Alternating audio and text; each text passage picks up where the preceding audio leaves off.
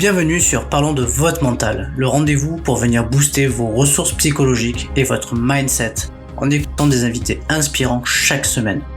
Vous souhaitez être performant dans vos réalisations personnelles, professionnelles, tout en étant bien dans vos baskets?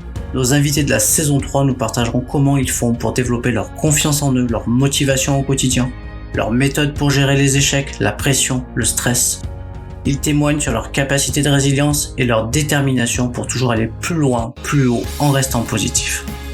Abonnez-vous, ce podcast va devenir votre vitamine pour vous doper vous aussi à vous dépasser pour réaliser vos rêves. Et si nous découvrions notre invité du jour? Bonne écoute à toutes et à tous.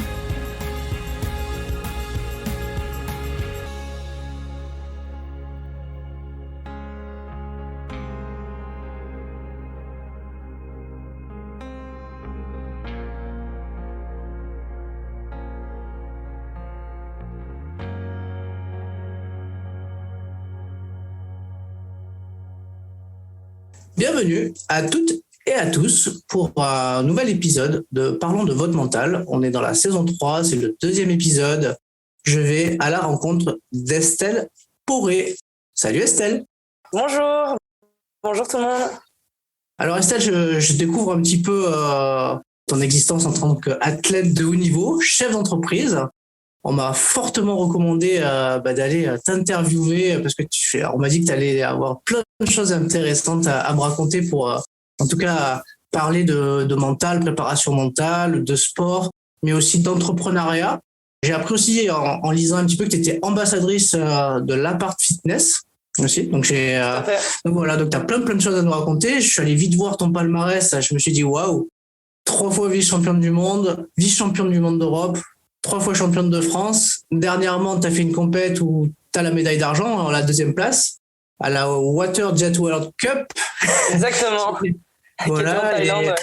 Ouais, j'ai vu que tu avais aussi eu des difficultés à trouver des ressources financières pour y aller, mais que finalement, la chance t'a souri et que tu as pu aller concourir et que finalement, ça s'est bien passé. Et en plus, en revenant de blessure. Si tu n'as pas un gros mental, je sais pas qui a un gros mental là.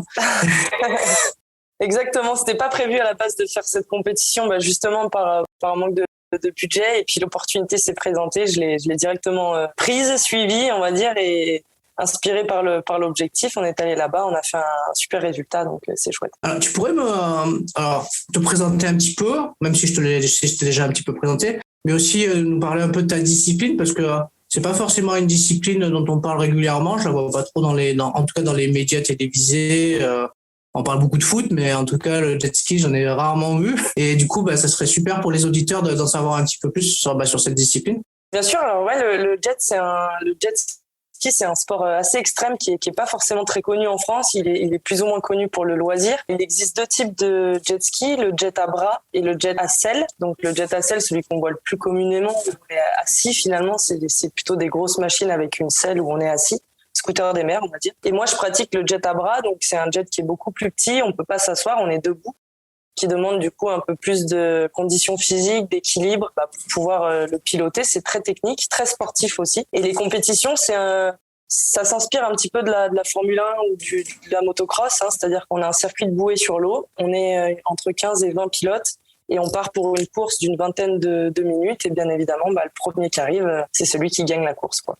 Génial. Donc moi, je pratique ça, j'ai 26 ans aujourd'hui, et je suis tombée dedans, je me suis pas réveillée un jour en me disant je veux faire du jet ski. C'est mes parents qui en faisaient, donc j'ai 3 grands frères également, on est nés dans ce milieu-là. Voilà, j'ai attaqué le jet quand j'étais assez petite, à 10-12 ans, et les compétitions en France à 14 ans. Voilà, comme Obélix, t'es tombé dans la potion tout de suite. Exactement, c'est ça. J'allais sur les courses, je crois que ma maman à l'époque a fait une course, elle était enceinte de moi, donc... Ah ouais, carrément. Incroyable. Alors du coup, tu es chef d'entreprise aussi. Alors, c'est-à-dire ton entreprise, c'est ton entreprise. Alors sûrement, il y a des athlètes qui sont chefs d'entreprise qui sont leurs propres produits. Toi, tu es chef d'entreprise dans quel domaine? Alors dans le bâtiment principalement. De métier de formation, je suis ingénieur en bâtiment. Et en fait, on est dans un sport qui reste, même si on a un niveau professionnel de haut niveau, on est dans des sports amateurs du fait de la médiatisation, etc. Donc à un moment donné, il a fallu trouver un emploi qui me permettait et d'organiser mon temps pour pouvoir m'entraîner, partir sur les compétitions, mais aussi pour me rémunérer suffisamment pour pouvoir compléter mon budget, puisqu'aujourd'hui, je mets quasiment 100% de mes économies dans ma passion, dans mon sport pour pouvoir le réaliser. Et le moyen que j'ai trouvé pour répondre à ça, c'était de développer mon entreprise où je suis associée donc avec mes frères qui pratiquent le même sport aussi, dans la menuiserie, dans la terrasse. Donc aujourd'hui, on s'est organisé de façon à pouvoir travailler aussi à distance, se libérer du temps pour s'entraîner. On a un quotidien qui est ultra chargé, bien évidemment, mais voilà, ça nous permet de pouvoir exercer notre métier et en même temps notre passion. Et il y a énormément de similitudes entre l'entrepreneuriat et le sport. Donc au final, ce qui me fait plaisir dans mon sport, je le retrouve dans le travail en me challengeant sur mes objectifs entrepreneuriaux. Et du coup, le fait d'être ambassadrice de l'appart fitness, c'est un de tes partenaires qui t'aide pour aller en compète? Tout à fait. Alors c'est assez nouveau. On a monté ce partenariat-là. Enfin, on travaille dessus depuis 3-4 mois maintenant. C'est officiel depuis début décembre. Et en fait, l'appart fitness prend vraiment toute ma préparation physique et m'accompagne sur toute ma préparation jusqu'à me mettre à disposition mon entraîneur sur mes compétitions et dans toutes les semaines en amont. Il faut savoir qu'en période d'entraînement, je m'entraîne tous les jours et l'appart me permet de me mettre à disposition justement quelqu'un et aussi les salles pour m'entraîner au quotidien. Ouais, c'est génial. Bon, pour rappel, pour les auditeurs, l'appart fitness, c'est une chaîne de fitness avec, je crois qu'il y a pas mal de clubs dans tout l'Hexagone. Bien sûr, c'est l'avantage, c'est que partout où on est en France, on peut aller s'entraîner dans une salle d'appart fitness et l'encadrement est hyper pro, hyper spécifique, donc ça m'a plu tout de suite, quoi. Bon, super. Écoute, on te connaît bien maintenant, hein. On sait à peu près, on a cadré. Alors, le principe du podcast, c'est qu'avant même de parler et d'introspecter ton mental, et de parler un peu de comment tu te prépares mentalement pour tes compètes ou dans la vie au quotidien, dans tes activités pro, on va aller sur cette saison, je fais un petit mix entre le portrait chinois et le questionnaire de Proust. Donc, sur quelques questions. Avant, c'est ton échauffement et après, on rentre dans le vif du sujet du mental. Ça te va? Ok, c'est parti. Allez, c'est un challenge, hein. J'espère que t'es prête. Ouais, c'est ce que j'allais dire. Je sais pas trop à quoi m'attendre, mais je suis prête. Non, tu vas voir ça va aller tout seul. Alors, Estelle, si tu étais une couleur, quelle couleur serais-tu et pourquoi? Je pense que je serais le bleu pour plusieurs raisons. Déjà, c'est la couleur de l'eau, ça reste mon élément. Et c'est une couleur qui est assez vivante, qui peut se dégrader aussi en fonction de l'humeur qu'on a, qui me plaît assez bien. Si tu étais un livre, quel livre serais-tu? Un livre? Alors pour tout te dire, je lis pas forcément beaucoup de livres, même si je me cultive sur plein de choses, mais pas forcément sur des livres. Dernièrement, un livre qui m'a bien plu, c'est un livre de Pierre David justement sur la préparation mentale qui s'appelle L'identité gagnante et qui je pense est un livre un peu clé pour performer dans les différents domaines. J'espère, tu vois, tu lis. Ouais. Tu l'as trouvé, le livre. Le moment de la journée que tu préfères? Le matin parce que je suis très efficace le matin. Je commence mes journées assez tôt. Généralement à partir de 7h, je suis au bureau ou déjà en activité et j'aime bien le matin. On peut travailler au calme les premières heures. J'aime bien ça. Qu'est-ce qui te caractérise le plus? La persévérance, je pense. Ça ressort souvent chez les athlètes de haut niveau, la persévérance. Sur toutes les interviews que j'ai faites. Mais ouais, c'est une persévérance. On n'a rien sans persévérer. C'est vrai. Allez, un peu plus dur peut-être, parce que souvent les athlètes en ont pas mal. Si tu étais une citation, quelle citation serais-tu? C'est vrai qu'il y en a beaucoup, mais je dirais que le succès commence par l'ambition. Ah, elle est pas mal ça, on me l'a jamais sorti encore. C'est à noter dans les annales du podcast. Ton principal trait de caractère? Je réfléchis. La bonne humeur, je pense, la gaieté, la jovialité. Je suis assez blagueuse, assez... Ouais, je pense que ça me caractérise pas mal. Ok, tu pourras faire des blagues pendant le podcast si tu veux. Ouais, c'est ça. Ok, alors encore 2-3 et après on parle de mental. Ta musique préférée? Ma musique préférée. En ce moment, j'écoute pas mal... en tout cas, pour m'échauffer, j'ai beaucoup écouté Love Yourself de Eminem. Ah ouais, c'est vrai que elle est hyper entraînante. Ouais, elle est entraînante, une chanson et elle me plaît bien. Mais j'en ai plein de musiques en ce moment. Ouais, c'est ça, exactement. Je trouve que les conditions de combat, je trouve. Exactement. C'est pour ça que je l'utilisais dans mes échauffements avant les courses. Est-ce que tu écoutes des podcasts? Ça m'arrive de plus en plus. Alors, si tu devais en choisir un, lequel choisirais-tu? Je sais pas si j'en écouterais assez pour me souvenir des noms et des... Dernièrement, j'ai écouté, je crois, ça s'appelle Championne du monde, peut-être. Exact. Ouais, j'en ai écouté quelques-uns et ça m'a beaucoup plu, ouais. Notamment un avec Laura Tarantola. Il y a aussi L'Extraterrien que j'ai écouté quelques fois. Ah ouais, c'est vrai, exact. Mais j'avais interviewé la créatrice de Championne du Monde dans un podcast de la saison 2.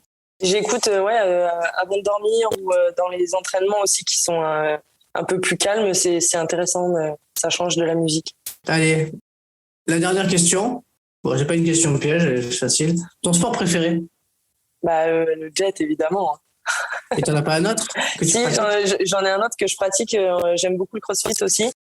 Le vélo, la moto, le ski. Enfin, j'aime un peu tous les sports extrêmes à côté. Et sinon, le crossfit. Ouais. Allez, on va parler de mental. C'est parti. Alors, on va revenir un petit peu quand même sur ton parcours. Service après bonjour. Ouais, c'est ça, j'ai coupé le téléphone. Allez, donc on revient un peu. Il t'inspire quoi ton parcours à ce jour? J'ai beaucoup évolué, c'est ce que je trouve cool dans que ce soit je pense dans l'entrepreneuriat ou dans le sport, c'est que on progresse, on évolue vachement sur soi. On apprend à se connaître, à évoluer, et si je prends du recul depuis que je suis dans le haut niveau, donc depuis quasiment 2016-17, je pense que je me reconnaîtrais pas entre quand j'ai commencé aujourd'hui par l'évolution plutôt mentale justement que j'ai faite sur ma carrière. De quoi tu es le plus satisfaite maintenant quand tu regardes dans le rétroviseur? Et justement par cette évolution, je pense que c'est la manière dont j'aborde les compétitions et les choses. À l'époque, j'étais très très fermée sur le résultat, et aujourd'hui, je suis un peu plus ouverte. Quand je fais une compétition, bien évidemment, je vise la victoire, mais je me satisfais pas que du résultat, c'est-à-dire aussi de comment j'ai abordé la compétition, comment j'ai réussi à me donner, les contraintes que j'ai eues et comment j'ai réussi à les relever. Et ça, j'en suis assez fière parce que c'est pas facile de le faire. Pas facile du tout. Très souvent, c'est vrai qu'on est focus sur le résultat et qu'on en oublie tous les moyens qu'on se donne pour réussir. C'est ça, et dans un résultat, il y a aujourd'hui quand les sportifs de haut niveau, pour performer, pour avoir le résultat, il y a énormément de paramètres qui rentrent en compte. Tous ces paramètres, on les contrôle pas forcément. Donc on peut pas s'en vouloir parfois de pas avoir un résultat parce qu'il y a des paramètres qu'on contrôle pas. Et du coup, j'essaye de rester sur d'être satisfaite sur les paramètres que j'ai pu contrôler et comment j'ai pu le faire, quoi. Et c'est vrai que pour rappeler aux auditeurs, c'est vrai que dans chaque discipline sportive, ce qu'il faut savoir, c'est qu'il existe différents paramètres de la performance, et très souvent, c'est une systémie où chacun des paramètres interagit les uns avec les autres. Alors, c'est pour ça que très souvent dans le sport de haut niveau, chaque détail compte, parce que chaque détail peut faire la différence. D'autant plus dans le sport mécanique en plus. En plus dans les sports mécaniques où en plus il y a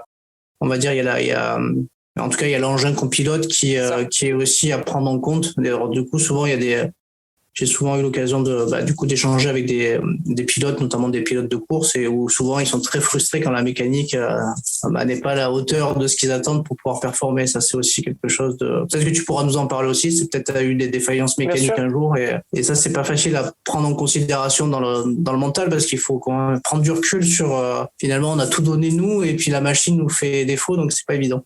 C'est ça. Si je te dis rendre possible l'impossible, est-ce que ça te fait écho? Est-ce que tu as un souvenir par rapport à ça? Bien sûr, ça me fait tout à fait écho. Et je dirais même qu'aujourd'hui, d'ailleurs, je suis peut-être un peu fière de ça.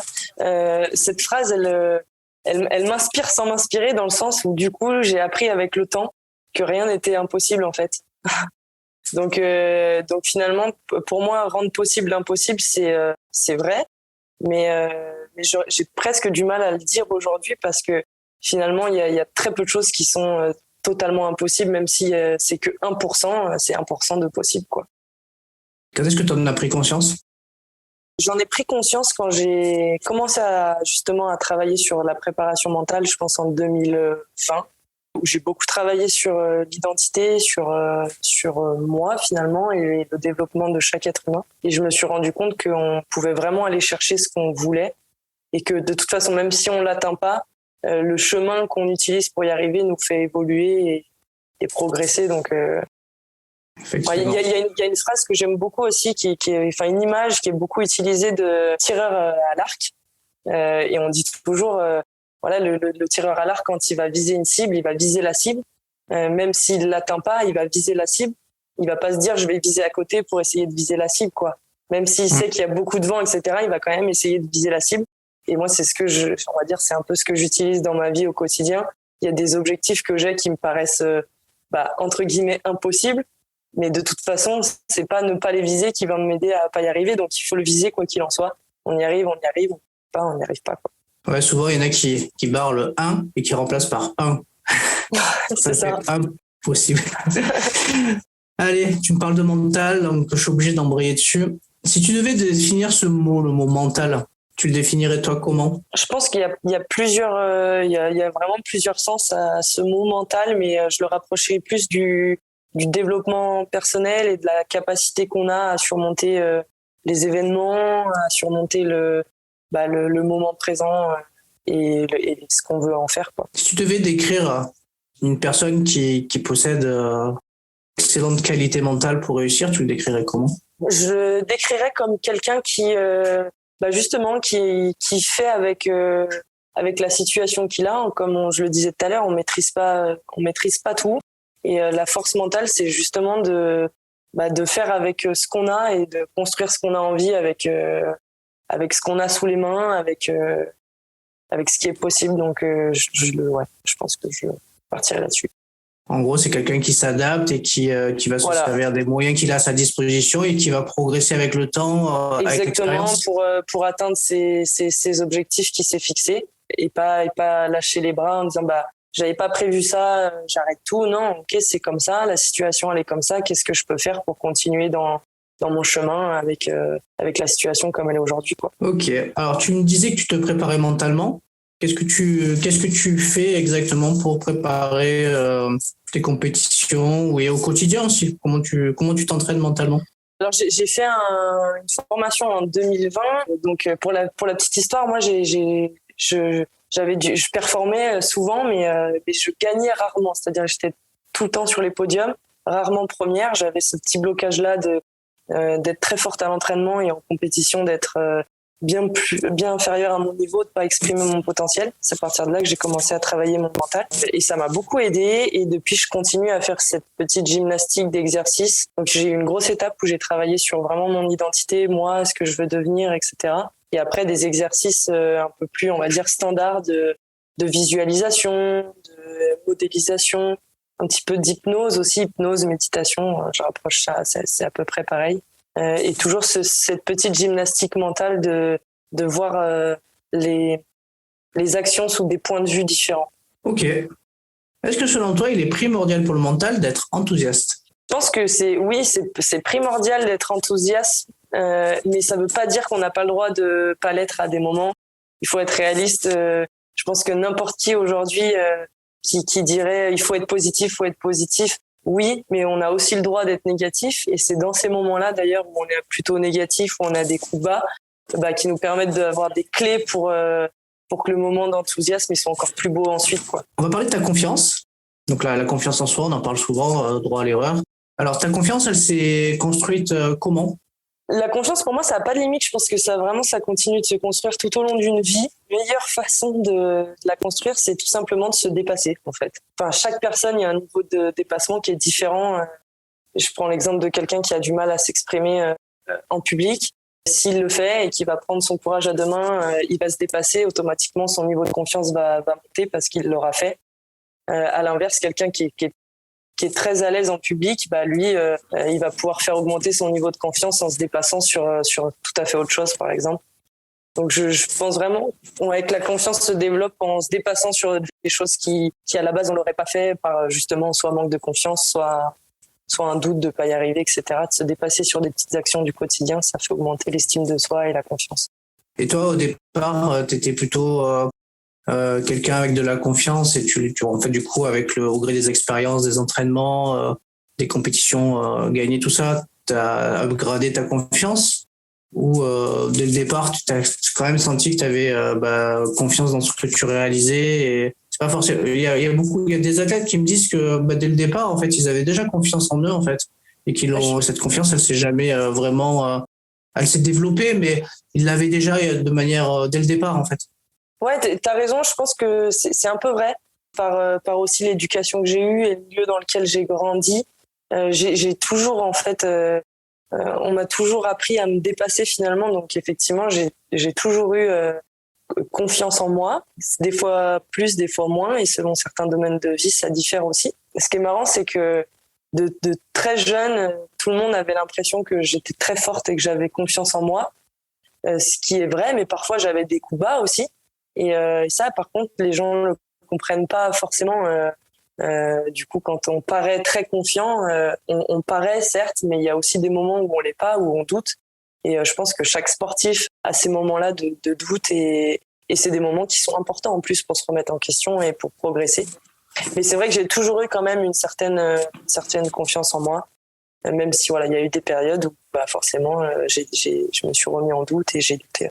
Après, tu touches du doigt quelque chose qui est important, c'est-à-dire l'éducation de nos parents dans la construction de notre estime de soi, et qui va aussi faire en sorte que bah, du coup, on va avoir confiance dans ce qu'on va entreprendre.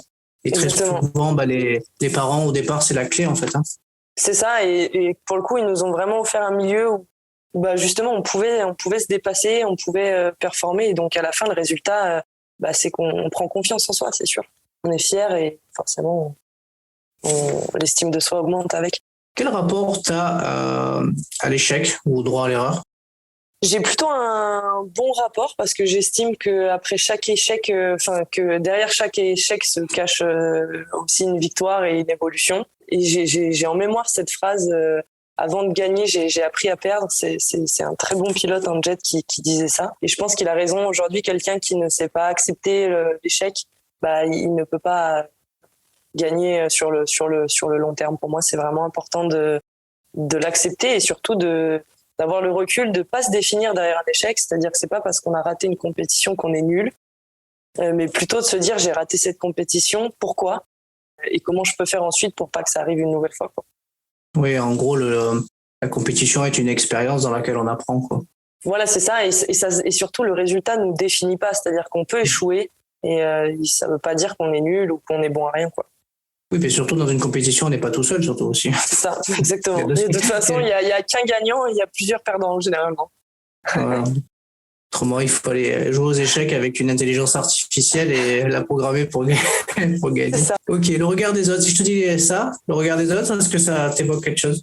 Bien sûr, ça me parle beaucoup, et j'ai aussi beaucoup travaillé là-dessus, parce que c'était principalement mon point de blocage que j'avais, le regard des autres. J'avais peur de paraître arrogante et prétentieuse si je gagnais trop facilement, entre guillemets, les compétitions.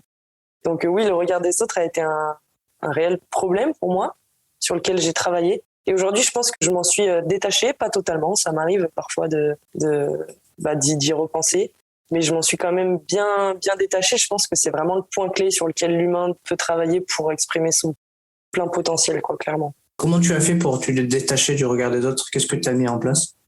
Eh ben, en fait, j'ai déconceptualisé les choses. Je me suis rendu compte que finalement, c'était quand même des points de vue, et que les points de vue étaient totalement différents en fonction des gens et de la façon de voir l'action.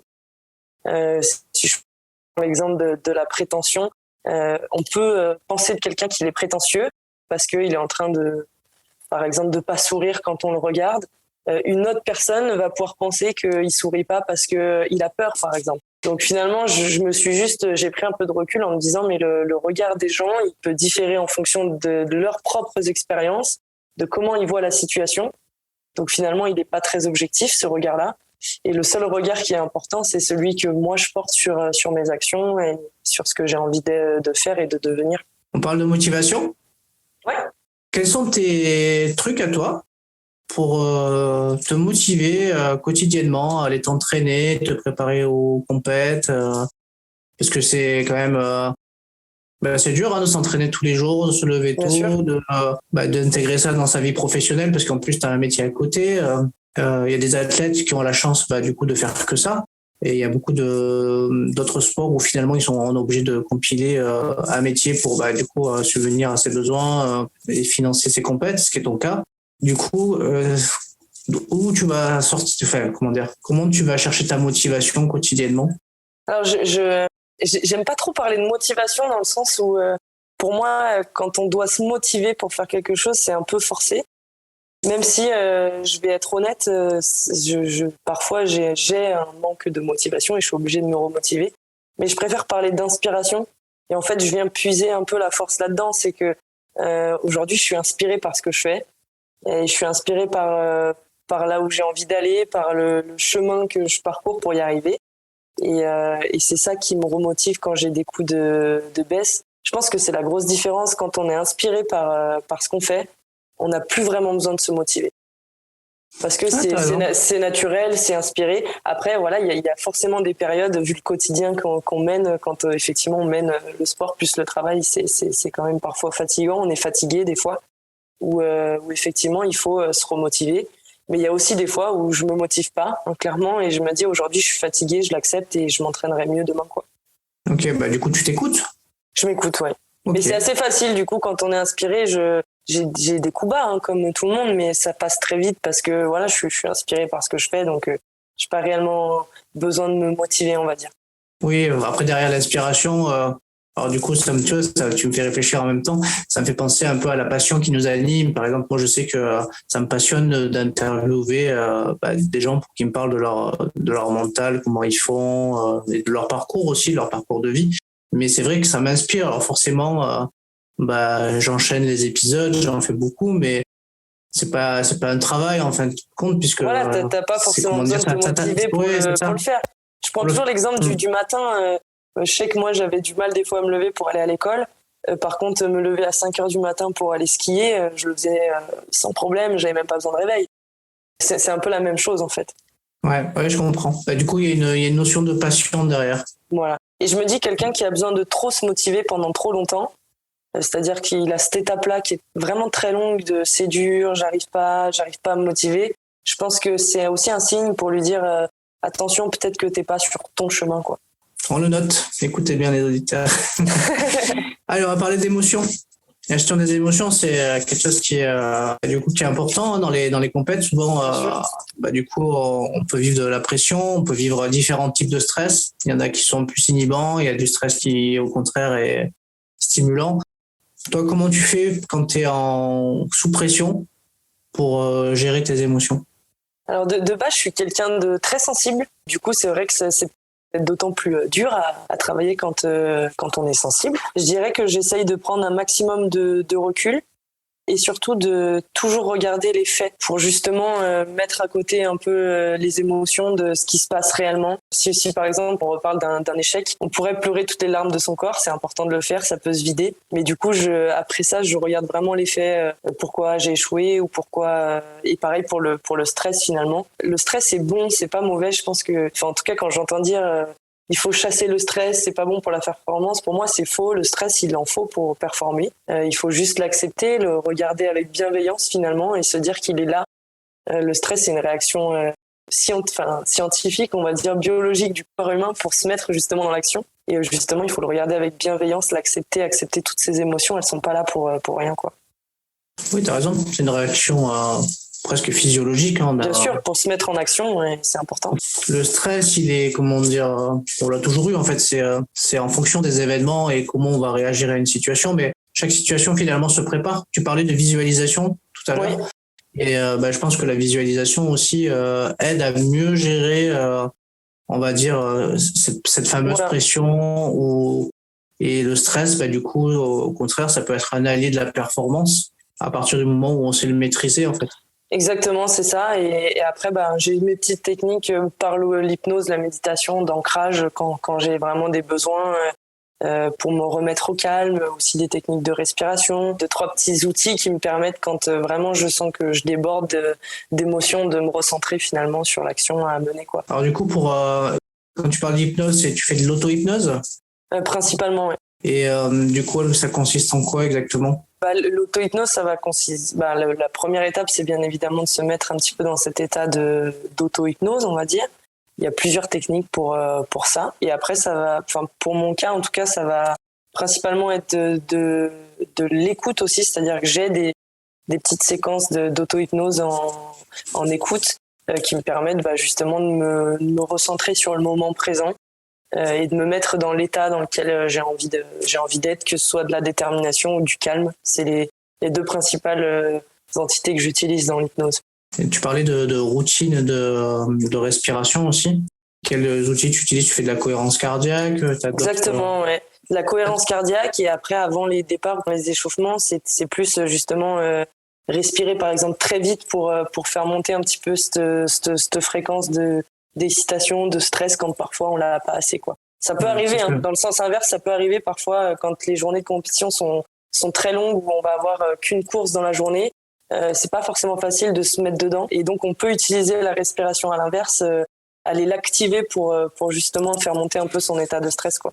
Oui, effectivement, et la respiration relaxante, et on peut utiliser des exercices de respiration dynamisante. Et c'est souvent les sports de combat, les karatékas qui utilisent ça quand ils rentrent sur le tatami on l'entend, quand ils rentrent sur le tatami, on entend tout de suite le petit souffle qu'ils font quand ils partent. Et puis il y a des besoins des sports. Je sais que dans le jet, c'est un sport qui est très explosif. La course dure 20 minutes. Et le départ fait quand même une grande partie de la course, donc il faut être dedans tout de suite. Et pour ça aide bien. Donc on a vu comment t'arrivais à être du coup focus. Donc je vais pas te poser la question comment fais-tu pour être concentré. Donc du coup c'est les petits rituels dont tu as parlé, l'auto-hypnose, le fait de respirer pour se centrer et pour être dynamique. La dernière question que je vais te poser, c'est pour avoir une force mentale, on dit qu'il ne faut rien lâcher. Qu'est-ce que tu penses de ça? Je suis mitigée. Je suis mitigée parce que je suis d'accord, et d'un autre côté, je pense que le lâcher prise, il est tout aussi important, et ça démontre une force mentale d'autant plus grande à un moment, de savoir lâcher prise sur j'en reparle encore, mais sur des paramètres qu'on contrôle pas, par exemple, sur des choses que il faut effectivement persévérer et rien lâcher, mais parfois il faut aussi accepter de lâcher prise sur certaines choses, et on se rend compte que finalement, pour l'exemple d'un résultat, je veux l'atteindre, mais d'un autre côté, je me dis que si je l'atteins pas, c'est pas grave, c'est une forme de lâcher prise, c'est pas grave parce que l'échec va me permettre d'apprendre, et en fait, on se rend compte que quand on est plus obtus sur le résultat, on performe beaucoup mieux, quoi.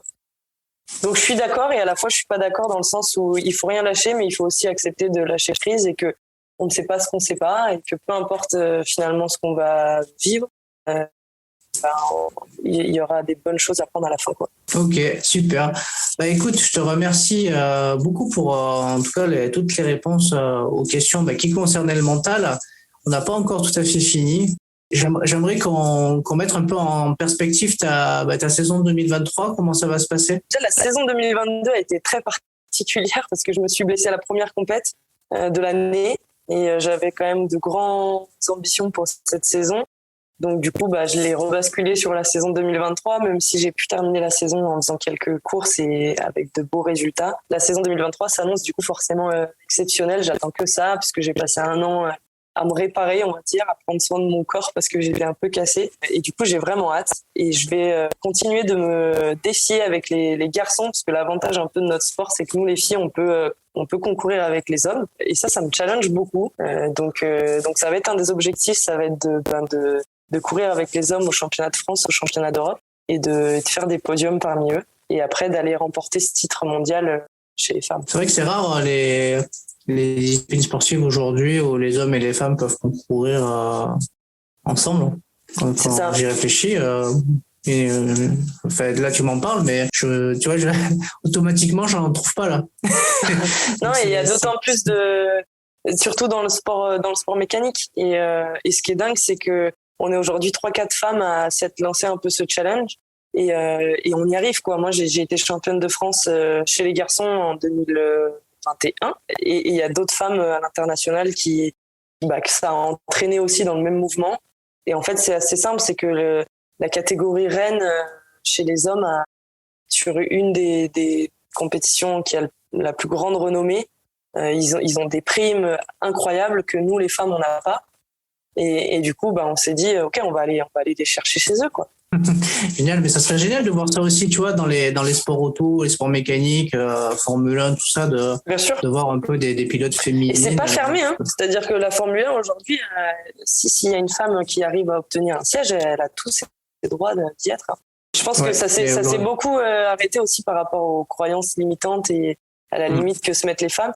Moi, c'est un peu on va dire, c'est un peu aussi ma mission, et ce que j'aimerais faire comprendre à toutes les petites filles qui nous regardent, qui nous voient, c'est que y a zéro limite, quoi.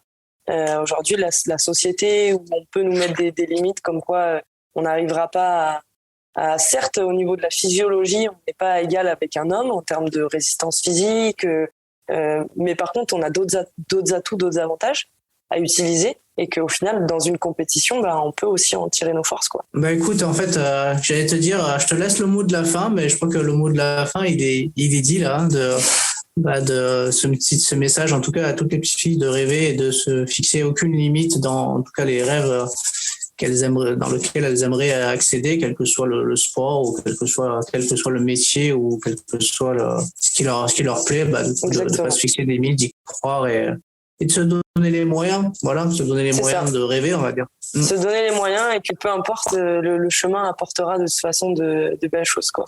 Écoute, merci beaucoup pour cette interview. Merci à toi. J'étais ravi de pouvoir recueillir tout ton témoignage, et je te souhaite une excellente fin d'année et une très belle saison sportive 2023, et je te dis à bientôt, peut-être qu'on aura l'occasion de se croiser. Merci beaucoup, c'était hyper agréable d'échanger sur ces sujets-là, donc merci à toi, et très bonne fin d'année aussi. Merci beaucoup. Si cet épisode t'a plu, tu peux le partager en me taguant ou en lui laissant 5 étoiles sur Apple Podcast. Tu pourras aussi être tiré au sort pour gagner un test HomeSat pour évaluer tes qualités mentales.